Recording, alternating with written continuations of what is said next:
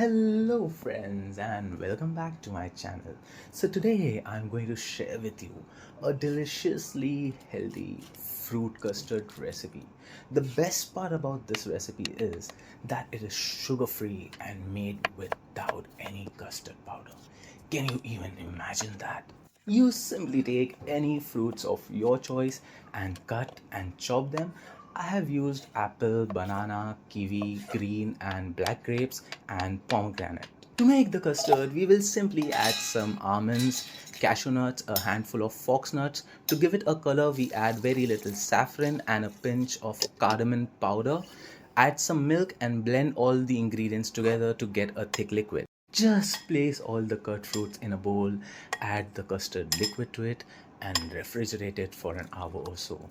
And your healthy fruit custard is ready to be served. If you've liked the recipe, then please like the video, share it with your friends and don't forget to subscribe to my channel.